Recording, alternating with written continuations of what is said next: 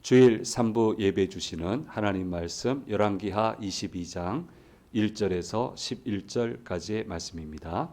화면에 비춰지는 말씀을 교독으로 읽을 때 살아계신 하나님의 음성을 듣는 시간이 되시기 바랍니다. 요시아가 왕위에 오를 때 나이가 8세라 예루살렘에서 31년간 다스리니라.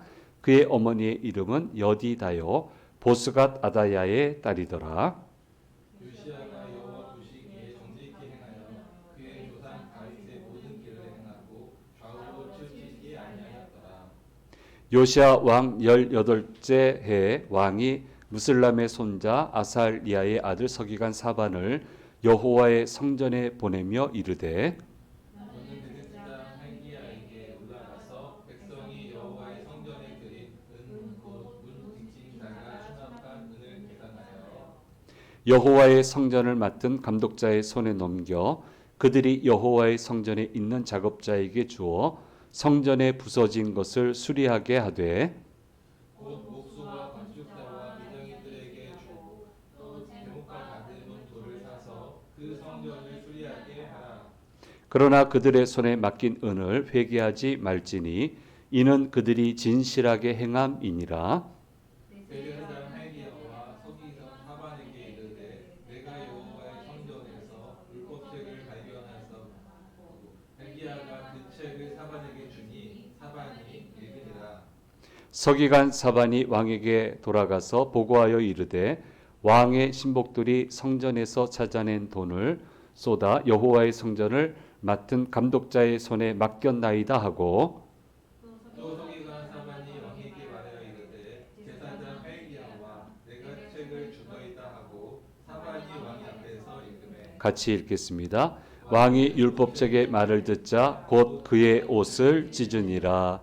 아멘. 주일 3부 예배 오신 우리 성도님들과 영상을 통해서 예배 참여하시는 모든 분들에게 이 성탄절에 오신 아기 예수님의 이름으로 환영하고 축복합니다. 지독하게 악했던 므낫세가 죽고 나자 아몬이 왕위를 계승을 하게 되는데 아몬은 아버지같이 악을 행하였다라고 기록을 하고 있습니다. 그래서 그런지 하나님이 아몬을 심판하시려고 신복들이 반란을 일으킵니다. 방법이 없습니다. 가까이 두고 있는 사람이 반란을 일으켜서 죽이려고 덤벼들면 막을 사람이 없습니다. 그래서 아몬을 살해하게 되고 아마도 정권을 차지하려고 당연한 수순이겠죠. 암살을 했으면 정권을 차지하려고 하겠죠. 아니면 미리 이 차기 대권 왕을 준비해 놨든지 그게 수순 아니겠습니까? 근데 아마 왕권을 잡으려고 했던 것 같아요. 그런데 남한국 유다 왕위에 대해서는 좀 독특합니다. 이거는 다윗 왕가의 가문에서 나온 사람이어야 돼요. 이게 이제 하나님의 말씀이에요. 유다는 이스라엘하고 좀 틀리거든요. 그러니까 다윗 왕가 사람이어야 되는데 이거를 다윗 왕가 사람은 죽이고 엉뚱한 사람이 왕이 되려고 하니까 백성들이 들고 일어났어요. 이런 개념은 우리가 생각하는 것 상상 이상입니다. 이 사람들한테 있어서는. 그래서 들고 일어나서 아몬 왕을 암살한 사람들을 백성들이 직접 처단을 하게 됩니다. 그리고 나서 아몬의 아들인 오늘 본문의 말씀 요시아를 8살이지만 왕좌에 앉게 하는 것을 보게 됩니다. 그러니까 이건 정통성이에요. 다윗 가문의 사람이 나와야 돼요. 하나님이 다윗 가문의 사람을 세우겠다고 말씀하셨기 때문에 아무리 악하고 아무리 죄를 저질러도 이 정통성만큼은 이게 이제 어길 수가 없는 거예요. 이렇게 해서 요시아가 왕이 되는 것을 보게 됩니다. 역으로 한다면 하나님이 스스로 하신 말씀이죠. 다윗 왕가를 영원하게 해줄 거다라고 약속을 하셨어요. 그 약속을 지키시기 위해서 하시는 노력이 하나님의 노력이 정말 대단하시다. 내가 잘 살기 위해서 노력 많이 하죠. 그러나 내가 잘 살게 하기 위해서 하나님이 하시는 노력보다는 덜 해요, 우리가. 열심히 하는 것 같지만 정말 하나님 열심히 하신다고요. 우리를 살려주시기 위해서, 우리를 살게끔 해주시기 위해서. 우리는 밤에 잠이라도 자지. 이스라엘을 지키는 자는 졸지도 않고 주무시지도 않는다고 하시잖아요. 그냥 늘 눈여겨보면서 어떻게 하면 이 자녀들을 제대로 가게 할 수 있을까? 그게 하나님의 모습이에요. 폭군의 모습도 아니고 거드름 피우는 모습도 아니고 정말 겸손히, 겸손할 이유가 없는 분이 겸손히 온 힘을 다해서, 온 노력을 다해서 애쓰시는 모습이 바로 우리 하나님의 모습인 거예요. 그래서 사실은 다윗 왕가가 끊어져야 돼요. 유다 왕국은 좀 좋은 왕들이 제법 있었어요. 믿음의 왕들이 좀 있었지만 거의 동수로 봐요.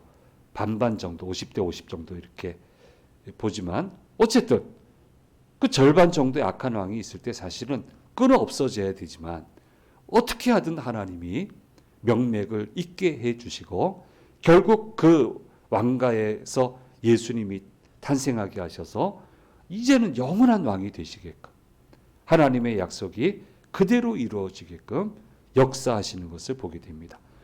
얼마나 노력하시는지 몰라요, 하나님이. 그러니까 그 하나님의 열심에, 노력에 내 노력과 내 열심이 닿으면 그때부터 역사가 일어난단 말이에요. 이게 신앙의 원리고 이게 역사의 원리예요. 그래서 정말 안 좋은 말이 뭐냐면, 방자한 말이 뭐냐면 하나님이 어디 계시냐, 하나님 뭐하고 계시냐, 내가 이럴 때 왜 하나님 침묵하시냐. 뭘 침묵을 해요. 얼마나 애쓰시는데. 하나님 노력에 몇 분의 1이나 할 수 있으라고 우리가. 근데 그냥 그렇게 얘기하면 하나님이 야 불쌍하다 이렇게 하실 것 같죠. 야단치세요. 어디 감히 어디 감히. 그런 모든 논조가 그렇잖아요. 그래서 늘 우리가 마음에 감동을 해야 됩니다. 하나님이 이렇게 열심히 하시는구나. 이렇게 나를 위해 열심히 하시는구나. 내 소원을 들어주시기 위해 이렇게 열심히 하시는 거구나. 열심히 하시고 계시는구나. 라고 하는 그런 마음을 우리는 절대로 놓쳐서는 안 되고, 또 이런 신앙적인 이 성찰을 우리가 잃어버려서는 안 되는 것입니다. 어쨌든 하나님은 하나님의 말씀을 완성시키고 있는 것을 보게 됩니다. 그래서 얘기할 수 있습니다. 하나님의 말씀은 반드시 이루어지는 것이다. 그리고 그 반드시 이루시고자 하는 일들을 할 수 있도록 저와 여러분들을 불러주시는 것이 하나님이시고, 이렇게 부름받은 우리들은 하나님의 말씀이 이루어짐을 믿고 끝까지 항상 따라가야 된다라고 하는 것을 말씀을 통해서 우리가 깨달을 수 있습니다. 마태복음 10장 22절 말씀은 아주 중요한 말씀을 우리에게 얘기하고 있습니다. 같이 읽겠습니다. 또 너희가 내 이름으로 말미암아 모든 사람에게 미움을 받을 것이나 끝까지 견디는 자는 구원을 얻으리라. 끝까지 견뎌내야 된다. 끝까지 상하지 말아야 된다. 감정이 상하든 신앙이 상하든 폭발을 하든 상한 사람은 쓰임받지 못해요. 무슨 일이 있어도 끝까지 견뎌내고, 무슨 일이 있어도 끝까지 상하지 말아야 되고, 신앙의 중심을 잃지 말고, 감정의 중심을 잃지 말고, 허허하고 하나님 알아서 해주시겠지. 정말 억울하면 하나님 너무너무 억울합니다. 하나님이 역사해 주세요.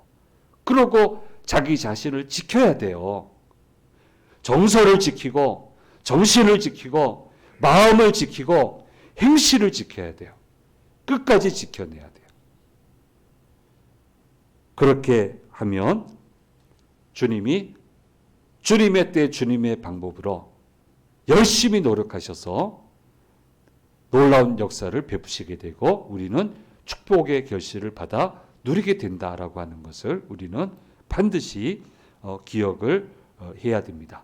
그래서 수많은 사람이 이렇게 모반을 하고 암살을 하고 하나님의 말씀을 무너뜨리려고 했지만 결국 그들이 다 무너지고 말았다. 하나님의 말씀은 끝까지 이루어졌다.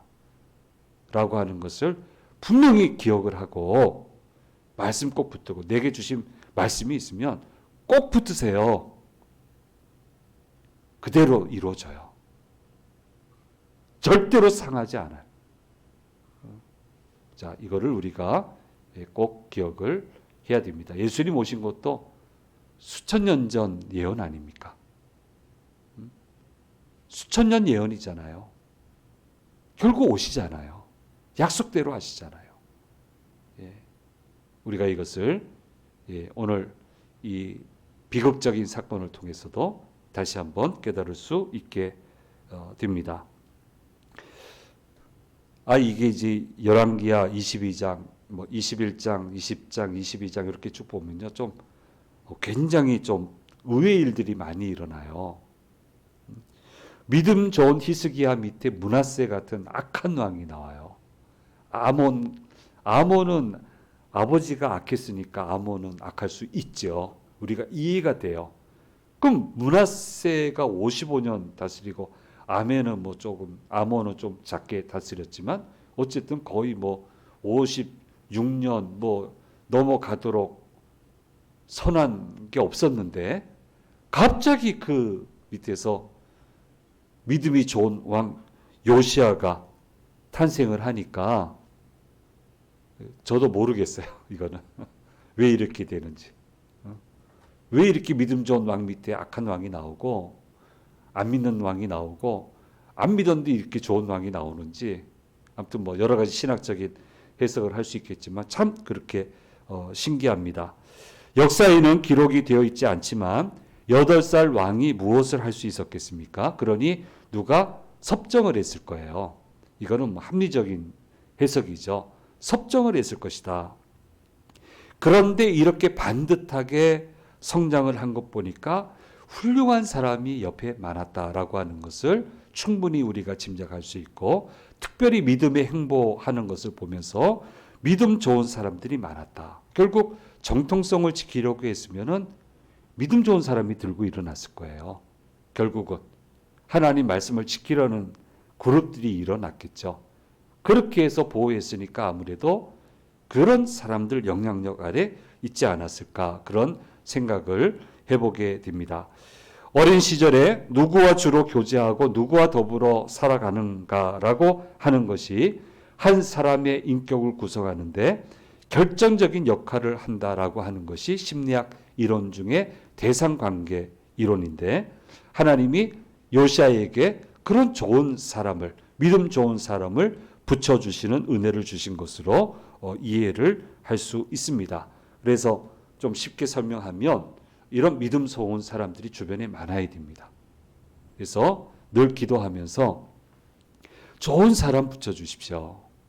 믿음의 사람 붙여주십시오. 긍정적인 사람 붙여주십시오. 기도하는 사람 붙여주십시오.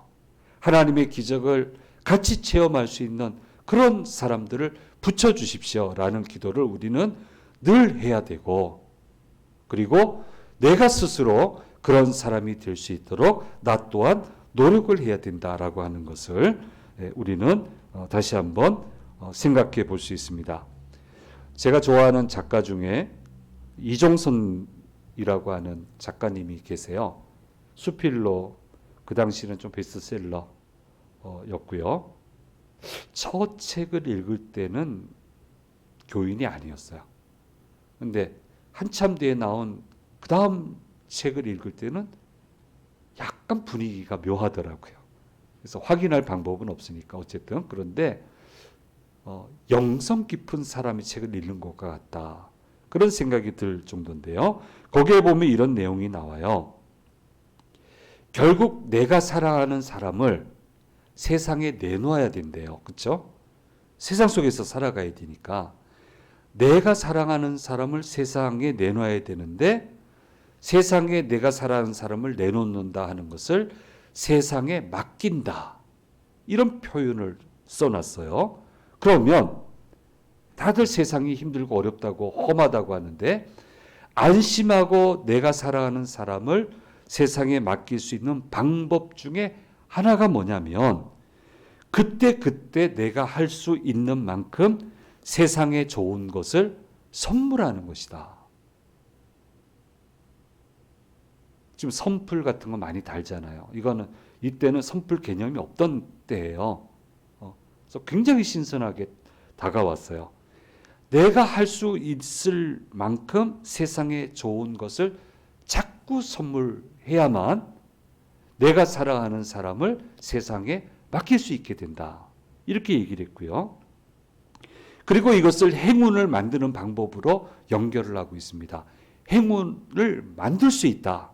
그럼 만드는 방법은 뭐냐면 세상에 있는 것을 빼앗아서 내가 모든 것을 쥐고 내가 누리려고 하면은 그건 불행을 만드는 방법이고 이건 행운을 만드는 방법이 아니고 아무 계산하지 말고 세상에 이만큼 내어주는 오늘을 사는 것이 바로 인생을 성공적으로 살아가는 지름길이다. 오늘 나에게 있는 것을 좋은 마음으로 세상에 내어주는 게 세상을 지혜롭게 살아가는 방법이고 결국 행운이 찾아오게 돼서 세상이 내 편이 되더라 라고 하면서 여기에 대한 자기 사례를 쭉 설명을 해놨어요. 이거 성경 얘기잖아요. 성경 얘기지 않습니까? 그러니까 이렇게 이게 성경의 원리거든요. 그러니까 성경의 원리를 알고 따라가면 그대로 됩니다. 그래서 이분은 모든 사람에게 사랑받고 신뢰받고 특별히 뭐 대학에서 가르치기보다는 기업들을 상대로 교육시키는 업에서 종사하시는 분인데 많은 기업들 CEO들한테 사랑받고 부름받고 그렇게 성공적으로 살아가고 있는 것을 보게 됩니다. 그래서 행운을 만드는 방법, 축복을 부르는 방법, 억지로 내 것으로 만들려고 하지 말고 아무 계산하지 말고 세상에 이만큼 내어주는 것.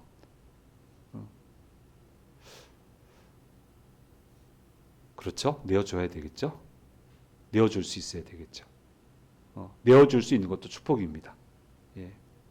그러면 쓰고 빌려주면 풍성해져. 이게 성경의 얘기잖아요. 그래서 이걸 우리가 좀 잘 생각을 해 보시고요. 악한 왕과 선한 왕의 차이는 여기 있어요. 악한 왕은요, 전부 다 빼앗아서 자기 것 만들려고 해요. 근데 선한 왕은 자꾸 베풀어요. 그래서 풍성해져요, 서로가. 그럼 왕이 또 문제가 되느냐? 왕도 풍성해져요. 다 이 같은 맥락으로 가고 있는 것을 보게 됩니다. 그래서 우리 기도 제목, 저도 계속 기도합니다. 하나님, 좋은 사람 붙여주십시오.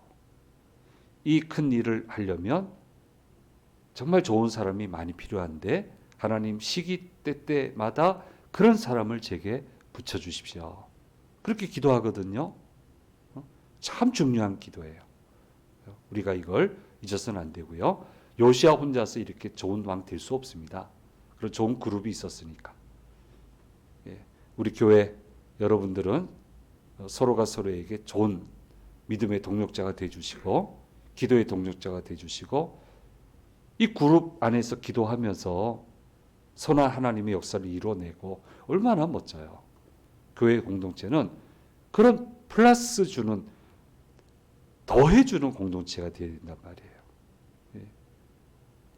우리 여기 모이신 모든 주님의 자녀들이 서로가 서로에게 그런 역할을 하시게 되기를 바라고 또 저는 그렇기 위해서 기도 물론 계속 할 겁니다. 이걸 우리가 좀 기억을 해야 될 것 같습니다. 자, 8살이 아직 통치할 역량이 갖춰져 있지 않습니다. 배울 거 배우고 좀 힘을 갖추고 자기 사람도 생기고, 그때가 이제 요시야 왕 같은 경우는 18년이 지난 다음인 26살 때, 요때 이제 힘이 붙기 시작을 하는데, 26살 되던 때 성전 수리를 시작을 해요. 기특해요. 얼마나 피폐화가 됐겠습니까? 하나님의 전이. 근데 그거 고칠 수도 없고, 뭐 돈이 있어야 될 거 아니에요. 근데 돈도 없고요. 사람들이 의지도 없고요. 우상을 새기는 데는 돈을 쓰고, 그동안 우상 제단은 보수하고 건축을 했지만 하나님의 전은 방치를 했단 말이에요. 근데 뭐 아직 힘이 없으니까 아무 말 못하다가 눈여겨봤다가 힘이 이제 본격적으로 생기기 시작한 26살 때 성전 수리를 시작을 하는데 아주 지혜롭게 합니다. 지금 모아놓은 돈이 없어요. 그런데 하나님의 전에 올라올 때 의무적으로 바쳐야 되는 성전세를 비롯한 여러 가지 물질이 있는데 이걸 다 은으로 받았단 말이에요. 그래서 계획을 세웁니다. 들어오는 이 은을 가지고 성전을 보수해야 되겠다. 단기간에 이루어지지 않았겠죠. 그래서 이것을 맡은 관리한테 명령을 해서 잘 모아다가 모이게 되면 대제사장 hil기야에게 보여주고 감독자한테 그걸 주면 감독자가 공사 소요를 내서 각 분야에 적합한 사람을 세우고 그 사람들한테 대금을 지불해서 재료를 사고 그렇게 해서 보수 공사를 하도록 그렇게 하게 되는 것을 보게 되고요. 그리고 일체의 감사를 진행하지 않습니다. 왜냐하면 다들 진실하게 행하기 때문에, 두렵고 떨림으로 일하기 때문에 믿고 그렇게 맡겼고, 이렇게 해서 성전 보수 공사가 효율적으로 또 아름답게 진행되어져 가고 있는 것을 보게 됩니다. 저는 그동안 목회하면서 25개 동 이상의 교회를 리모델링하거나 개축을 하거나 신축을 한 경험이 있습니다. 놀라지도 않죠. 25개 동 뭐 만만하게 생각이 되시죠? 예, 이게 보통 일이 아닙니다. 정말 보통 일이 아닙니다. 두렵고 떨리고 하나님의 전이기 때문에 물질이 다 갖춰놓고 하는 공사는 없거든요. 그러니까 어쨌든 해내야 되잖아요. 뭐 어떻게 하든 싼 자재 공급하려고 뭐 트럭도 몰아보기도 하고 뭐 별의별 일을 다 하고 정말 힘들고 어렵고 때로는 야단도 맞아가면서 집사님이 목사를 야단을 치더라고요. 아니 집사님 뭐 이렇게 공사를 이렇게 막 해요? 그랬더니 목사님이 알아서 뒷받침을 해야지. 뭐 안 하면 하지 말고. 목사한테 야단치면서 공사하냐 하면서 원하는 거 다 기금 다 마련해 드렸어요. 하나님이 허락해 주셨어요, 그거를. 얼마나 고생을 했겠습니까? 근데 참 영광이에요. 하나님의 전을 보수할 수 있다는 거. 하나님의 전을 신축할 수 있다는 거. 믿기지 않는 축복이에요. 얼마나 하나님 기뻐하시고요. 거기 리모델링 헌당식, 신축 헌당식에 오는 또 해외 헌당식 가보고 그렇게 기뻐해요. 너무너무 좋아요. 그리고 하나님이 너무너무 기뻐하셔서 그 기뻐하심을 관계된 사람들한테 다 쏟아 부어주시는데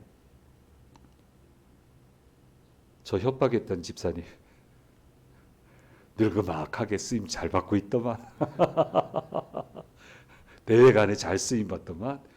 야, 장로님 됐습니다. 장로님 네 분 야 대단하시네요. 아직도 그렇게 열심히 일할 수 있는 기회가 있어요. 야 대단하시네요. 근데 가만히 준비하다 보니까 그게 협박에 공동 것 같아. 하나님의 전을 어떻게 하든 해보려고, 어떻게 하든 아름답게 세워보려고. 그렇게 안 했으면 저도 안 도왔겠죠. 너무너무 기뻐하세요. 그리고 하나님의 기뻐하심이 제 인생 전체에 그대로 투영이 되는 것을 저는 느끼며 살아가고 있어요. 네.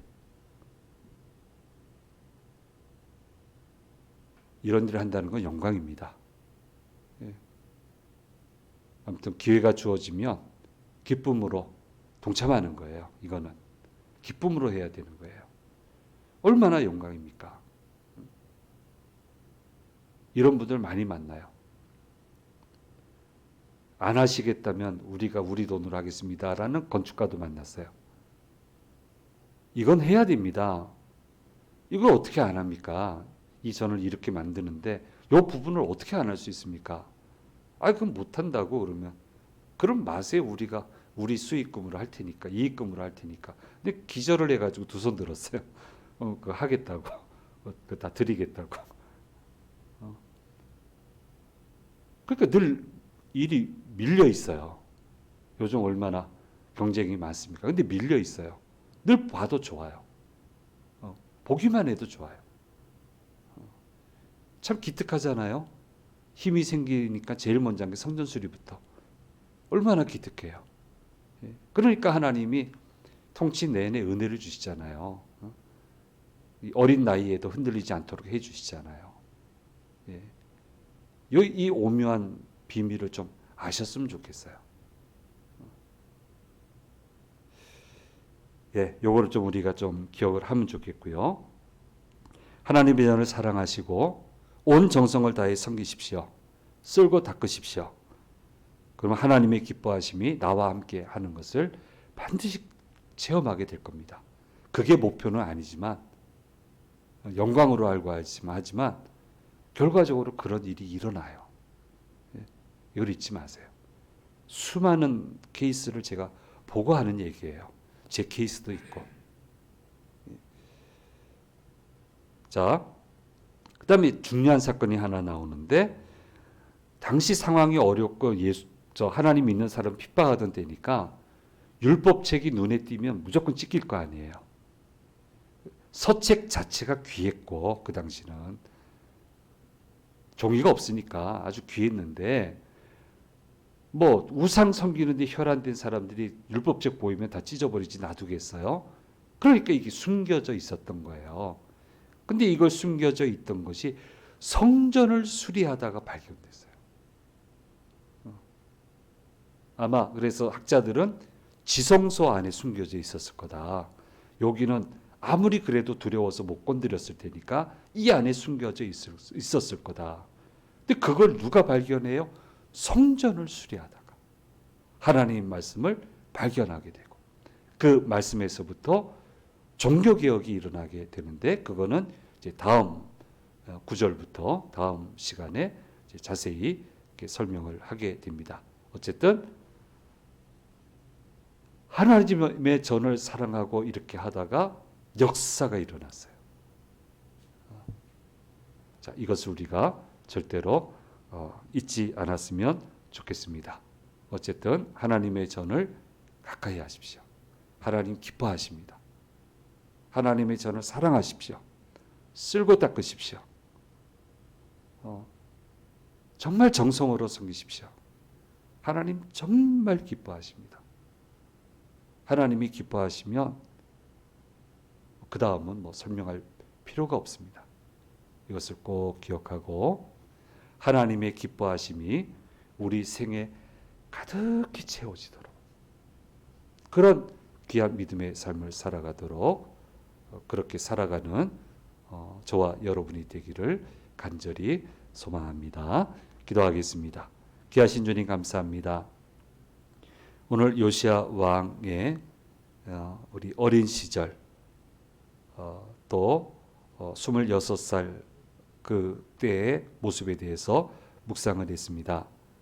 좋은 사람과 믿음을 잘 지키고 하나님의 전을 수리하다가 하나님의 말씀을 발견하고 놀라운 역사를 만들어낼 수 있었습니다. 하나님의 기뻐하심이 그 생애 가운데 가득히 넘쳐나게 되었습니다. 주님, 이렇게 살게 하여 주옵소서. 하나님의 기뻐하심이 우리 삶 전체에 가득히 차고 넘치는 삶을 살아가도록 도와주시옵소서. 이제 한 주간 시작합니다. 모든 위험에서 건져주시고 주님과 함께 승리하는 복된 한 주간이 되도록 인도해 주시옵소서. 감사드리고 우리 주 예수 그리스도의 이름으로 기도드립니다. 아멘.